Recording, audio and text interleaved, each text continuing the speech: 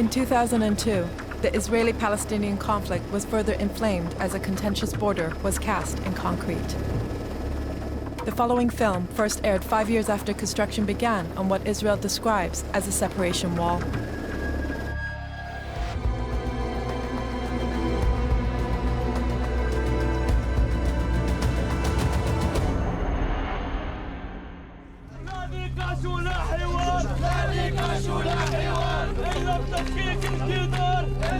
Another Friday afternoon in the West Bank village of Belayeen, and another demonstration against the Israeli government's wall that will take over half of the village's land. لأنك كل أسبوع بتضرب غاز على القرية أكثر من 1000 كوبلة غاز، إحنا بنقول لك اليوم أنا بقول لك هيني في عندنا مسيرة سلمية حافظ على الشهاب. It matters little what they're called, whether walls, barriers, or fences. The intention is the same, to redefine human relations into us and them. This is a story about division, about the barriers that men erect in calculation or desperation to separate themselves from others or others from them. When diplomacy and conciliation fail, this is the alternative.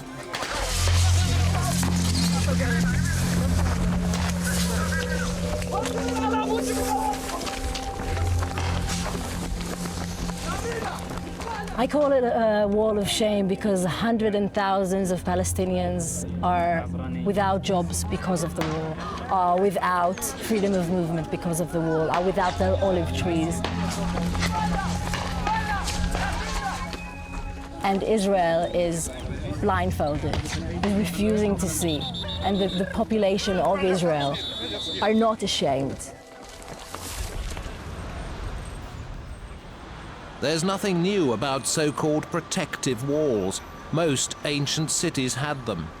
The ones we see today around Jerusalem date from the 16th century. But the 21st century walls not only look different, they serve a different purpose. The wall is just over 700 kilometers long so far. It's costing $2 million every kilometer. It began in 2002, and it goes deep into Palestinian territory in the West Bank and Jerusalem, splitting neighbors and encircling villages. It's the biggest construction project in Israel, and one that its supporters claim is necessary to ensure Israel's security. This fence is for security reasons. This fence is only for blocking the way of suicide bombers into Israel. And yet, plans for the division of Israel and Palestine predate the relatively modern phenomenon of suicide attacks. The plans were decades in the making. Well, the wall really follows out of Israeli policies for the last 100 years, even before there was an Israel. Essentially, the problem is that Zionism has claimed this country, from the Mediterranean to the Jordan River, exclusively for the Jews. There is no other people here for the Israeli Jews. There's no Palestinians. There's no other collectivity with other rights to this country. This is our country exclusively, period. The names of Professor SOFFER and ex-Prime Minister Sharon come up repeatedly in any discussion of the wall. SOFFER is the ideologue who first drew the maps for a construction of a wall in the 1980s. But it was the politician Sharon who put the reality on the ground. The day he was elected, second time as Prime Minister, this very important evening, he called me to bring him next day my map with my proposal about the disengagement. Not to sit with him, but to give him my map, because my map was ready. And if you ask me how I did the map, I would say 90% I took in my consideration demography, 2-3% holy sites, and maybe 7-8% only security. My vision was that if we would like to keep Israel as a Jewish democratic state, we cannot enjoy the luxury of having all of Palestine, very sorry, because demography is the most deterministic factor in our problem at the moment. As the main political force behind the erection of the wall, it fell to Israeli Prime Minister Sharon to allay the fears of Israel's backers. Good fences make good neighbors, he told US President George W. Bush, astutely quoting American poet Robert Frost. Hopefully, good walls can make good neighbors. It goes all over the world. See the wall between me and my second house, and we are very good friends. But Palestinians and Israelis have never been good neighbors, and the wall is a physical reminder of the antipathy on both sides. And even the very name of this divide is a contentious issue. Israel's official name for the wall is separation barrier. To some, it is a wall, while to others, it is a fence. Only 3% of the barrier is wall. 97% is fence. Everybody wants to show in television the wall. But you have to remember that this wall is against shooting. It's only in places when people live very close to the fence and they can shoot through. Then you had to put it their wall. 97% is just a transparent fence. But though a fence may have less visual impact, it takes up more ground. It's true that the majority of the structure is not like this. The majority of the structure is electronic fence. That's only one component. There is patrol roads, there is detection paths of sand, there is trenches, there is razor wire. It's a very wide expanse. This is why the Israeli authorities use the term fence. But in fact, that part of the wall, to me, is actually worse than what you see here. The footprint is much wider. You have a 50 or 60 or 70 meters plus a buffer zone.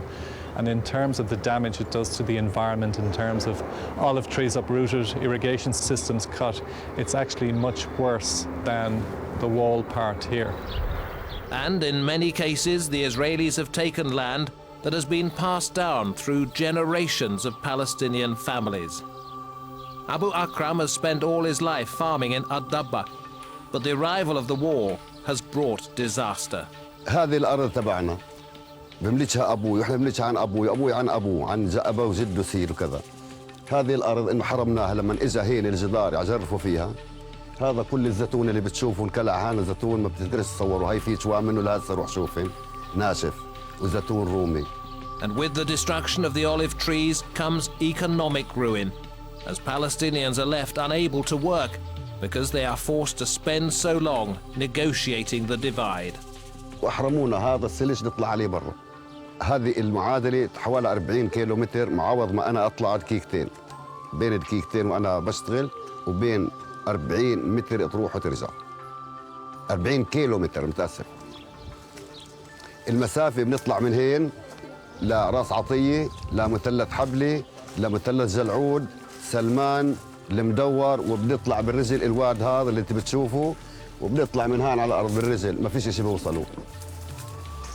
هسا في اوان ما بدنا نقطف الزيتون اللي هناك، اذا بنقطف شوال زيتون يعني ثمنه قدر ما بجيبوش. يعني يئسنا ان نروح، يعني الواحد ما بيقدرش يترك اللي له الا انه نفوسنا مريضه من هذا اللي بنشوفه. يعني تصدق هسه اللي بدك تفحص البلد هذه بتلاقي فيها 90% مرضين من الجدار هذا. It is driving people to despair because the younger generation have there's no future livelihood for these villages. They're agricultural villages. If they're in a situation where only about 200 people or 300 people out of a population of 10,000, for example, some villages we've been to where only 200 or 300 people can get regularly to their land, obviously you can't call it an agricultural village anymore. الآن أجى الجدار الجديد اللي تشاهدونه أمامكم. فصل أرضي صارت قطعتين. إذا أنا بدي أدخل الآن على أرضي اللي مشاهدينها أمامكم، بدي أخذ تصريح من البوابة وأدخل على أرضي، ويجي ضابط من الجيش وضابط أمن المستوطنة يدخلونا من البوابة هذا منشان ندخل على بوابة المستوطن الثاني. مجرد احنا ما دخلنا بسكروا البوابة ورانا، بنضل جوا منه يجي الجندي اللي دخلنا يفتح لنا ثاني مرة.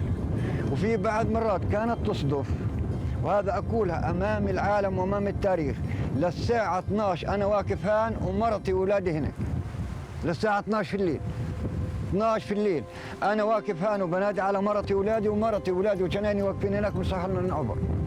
مرتي مش عارفة تطلع وأنا مش قادر أصلها. For as long as Palestinians suffer economic hardship, it's argued that there will never be peace. I'll tell you, equality makes us better neighbors. If the Palestinians will have what Israel has, in legal terms, infrastructure for a state, a legal system, autonomy in education and welfare, and their own budgets and their own borders is only part of it. It's what's inside the border. If there will be equality, two states, equally the family of nations, and not one occupying the other, this will make for good neighbors. But good neighborhood is not necessarily love. And yet it is argued that the wall exists to protect the economy, or at least the Israeli economy. From 2001 until 2003, Israel lost almost 4% for its GDP. In those years, I mean, no one goes to see even a movie in Israel. No one used the buses in Israel because the security situation. And according to the wall's architect, the security of the Israeli people comes first. You see, you start from the end, and you give me a clear picture, a very miserable picture about people who suffer from the war. Go back from the beginning. Why we did it? Because of the suicide bombers, because of the sabotage, because of 1,000 Jews, children and other people that were killed in kindergartens, in coffees, in hotels. Israel's so-called separation barrier has provoked domestic unrest and attracted international criticism. The route the wall takes has been deemed by the International Court of Justice in The Hague to be illegal and inhumane. The issue of human rights that the International Court of Justice brings up is the issue of proportionality. Have a right to defend your population. Nobody is saying no. But you can't be disproportionate about it. You can't completely oppress and destroy another population for the sake of your own population. That's really the issue.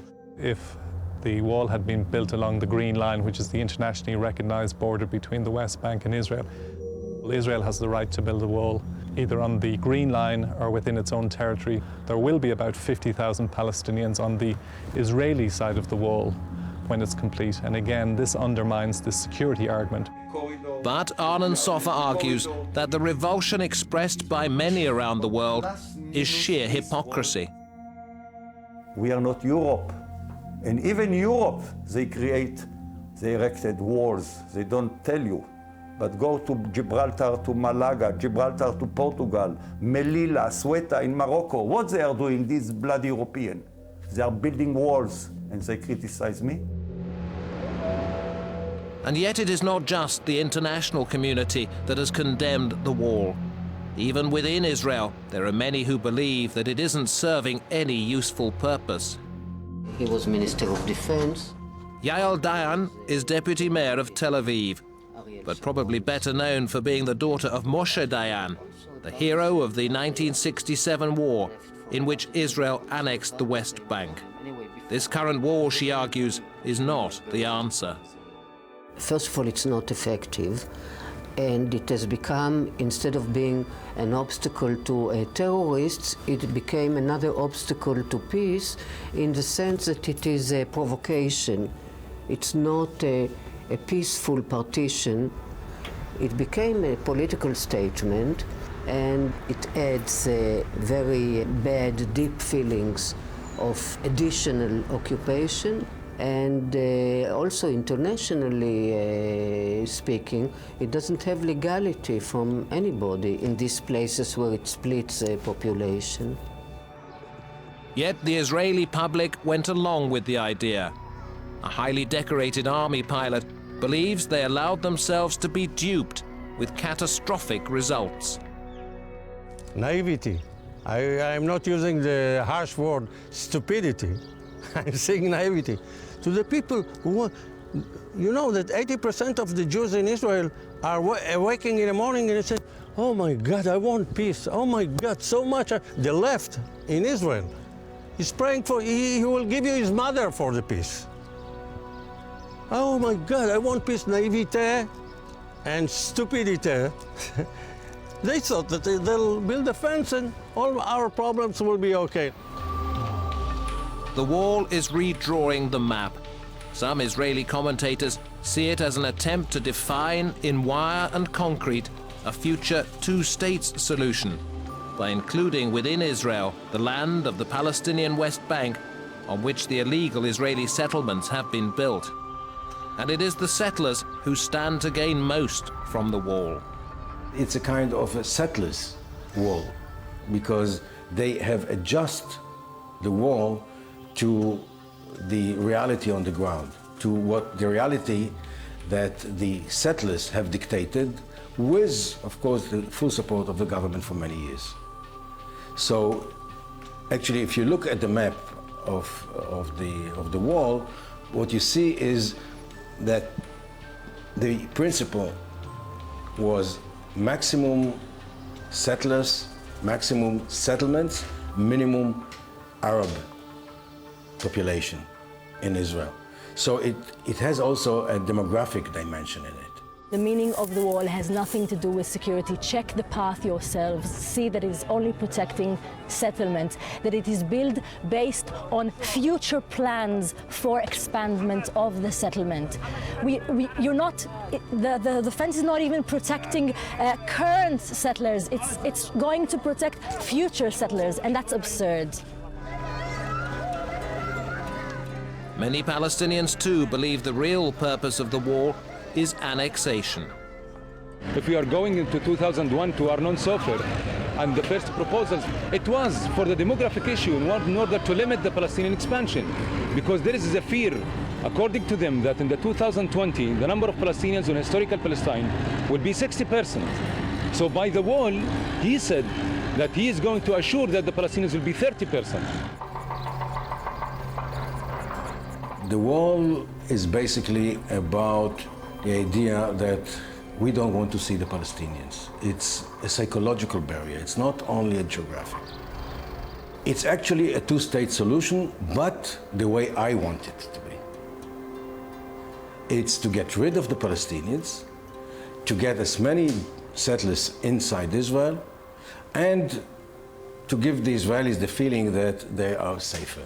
Put the Palestinians within walls, take out the land and the resources, no land that they can build and expand in the future. Their life will be impossible. And in these ghettos, there will no development, so they will force to leave. And they will force to leave by themselves. It means voluntarily expulsion.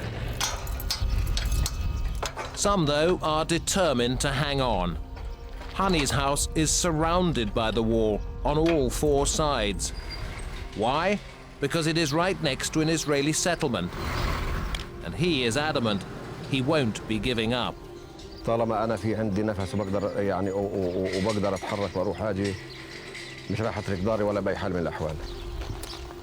ولما شافوا إنه فيش إمكانية في الإغراءات فبدوا يهددوا فيي، هددوني إنه إحنا بنبعث في النهاية بنبعث واحد من المخابرات بكف الجهة هذه في الدار وبضرب وبطخ على المستوطنة، هي المستوطنة هذا اللي قبالنا، وبنحملك المسؤولية انت انه انت اللي طخيت على المستوطنة، وبنهد لك الدار وبنحطك في السجن وبنلبس لك تهمة انك ارهابي، وبضل لك شيء، لا بضل لك دار ولا بضل لك عيشة لا انت ولا اولادك، فافضل لك انك ترحل.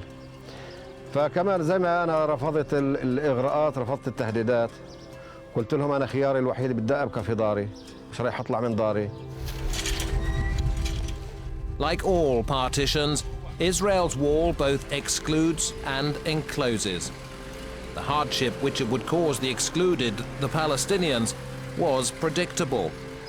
What now worries many Israelis is what the wall has done to them, the enclosed, how it has created something which in historical terms is unthinkable. We are building ghetto for ourselves. You know what a ghetto is.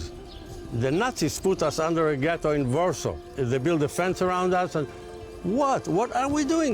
We are fencing ourselves. We are putting ourselves in a ghetto. We shouldn't live like that. But the wall continues to grow, and in the present political climate, it's difficult to see a time when it will be dismantled. Those on the extremes feel that this is a good thing. I would like to see such a wall that even eagles will not be able to fly over. We don't belong to these crazy people. You know, there is a story I heard from a former general who told me that he was sitting and having coffee with a very old man, a Palestinian old man in Bethlehem. And he told him, you know, I've been here with the Turks, with the British mandate, and with the Jordanian, and now with you. I've lived through all of this. You are treating us better than all the others, but you are the worst. So how come? So, because you're the only one who are taking our land. And this is the settlements and the war.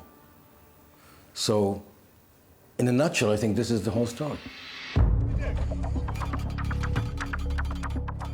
Since this film first aired in 2007, Israel has continued to expand the wall more than 200 kilometers, despite condemnation from the UN and most recently, the EU. It's a measure that's continued to cause outrage, even from some of Israel's own citizens.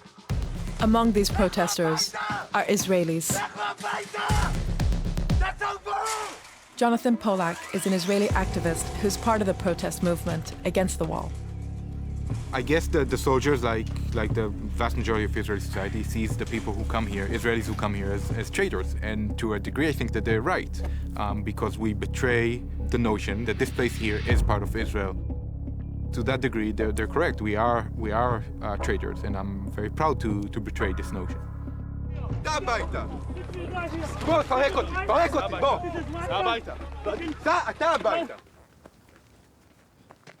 Jonathan is the founder of Anarchists Against the Wall. I come here because I believe that it's wrong that Israel builds this thing. I think it's wrong that Israel builds it at all, and I think it's definitely wrong when Israel builds it on people's lands. Jonathan's activism often puts him in direct conflict with the Israeli army. למה? מה קרה? הביתה. מה הביתה? למה? לכו מפה, ככה, שטח צבאי. תראה לי את הצו. זה לא שטח צבאי, תראה לי צו. בסדר, פעם הבאה שאתה בא לפה, אני אקח את המצלמה. זה מה שאתה רוצה? למה תיקח את המצלמה? ככה, תדע ביטחון שאני צריך לשמור פה על הרגיזות. בסדר גמור. אין שום חוק שעושה פה. אין לך צו שטח צבאי סגור, זה אדמות פרטיות. בסדר.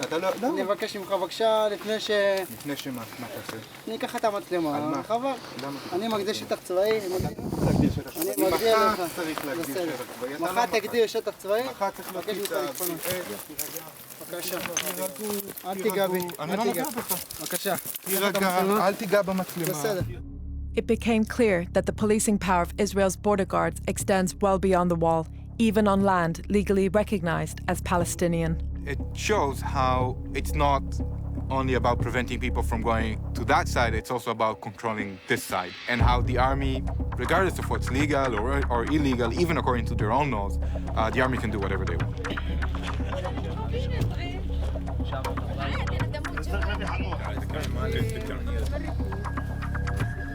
אף תעודת זהות, לא יכול להעביר אותך עם תסריך. על התסריך אין פוטו, גם אין לך גם תסריך. انت لما تعبر على دارك بدك تسريح؟ I must see ID, ارجع. يلا.